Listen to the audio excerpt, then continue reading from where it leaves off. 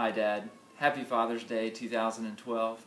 Sorry I couldn't be with you on this day, but I thought in my absence I could offer you a video homage. And so this is my homage to you, my father.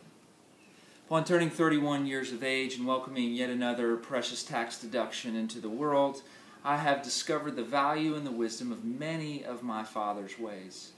Sure, we mocked him in our earlier days, but as the years passed by, old Dad is having the last laugh. Dad, I salute you. And for Father's Day 2012, I'm giving you the gift that one day I hope my children will give to me, the assurance that you were right on most things. The following are just a few of the values, practices, and habits that I found myself embracing that I often saw in my father. And here they are. Beginning first, lunch starts at 11:15. I've recently found myself going to lunch earlier and earlier. I've settled on 11:15 as lunchtime for two reasons. First, you beat the crowds at your favorite restaurant. Second, I can't seem to hold out past 11:15 for relief from work and from those that I work with. As you can see, lunchtime gets earlier the older and the more fatherly that you get. My dad knew the value of a late breakfast, early lunch, better than anyone. Next. A lack of shin hair on my shins. Wearing dress socks, crossing your legs, and working all the time are the perfect formula for shin hair loss. Although most don't realize that shin hair is critical for male cosmetic beauty, see my father and me in shorts for evidence of this fact.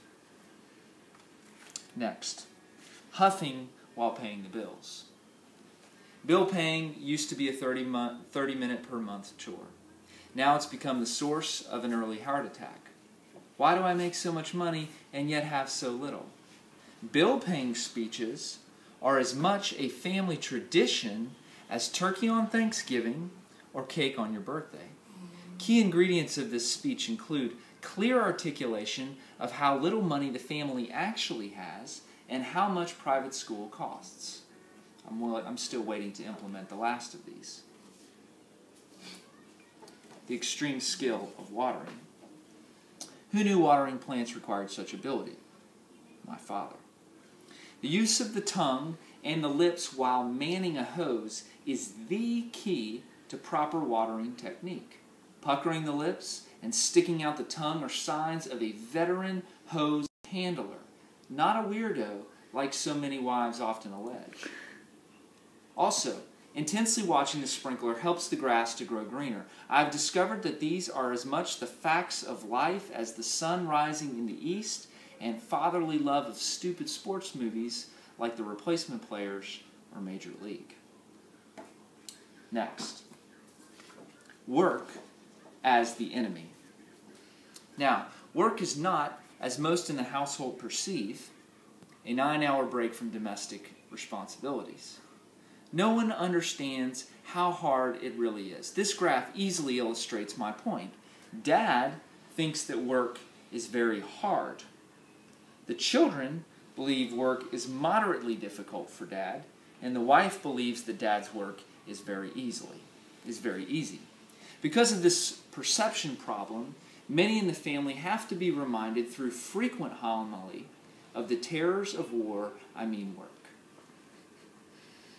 Next, the most efficient driving route. This is very much a misnomer because efficiency is not at all the criteria for choosing a common driving route from point A to point B, as illustrated by the diagram. All fatherly driving routes, as you'll see here, are determined by how you've always done it, the infrequent occurrence of traffic lights, and the most inexplicable back roads possible. As an added bonus, taking unique routes to ordinary destinations produces an increased annoyance in wives. Dad, if you ask me, River Oaks was always the smartest to cut through. Finally, the last one. Car trouble equals life trouble. The event of a car malfunction is to be avoided at all costs, and when experienced, has the power to ruin a good 3 to 5 weeks of an otherwise happy life. It is widely known by fathers that cars are unfixable and their mechanical failures easily compare to early onset diabetes or cancer of the nose. This is simply illustrated in the diagram, with each bar being the amount of Dad's anger. Here is diabetes, here's Dad's anger, moderate. Here's cancer of the nose, elevated, and here's car trouble, all the way to the top. Dad, you were right on most things. And I realize every day how much more I've become like you, which I now know is a pretty good thing. Happy Father's Day. I love you. Alec.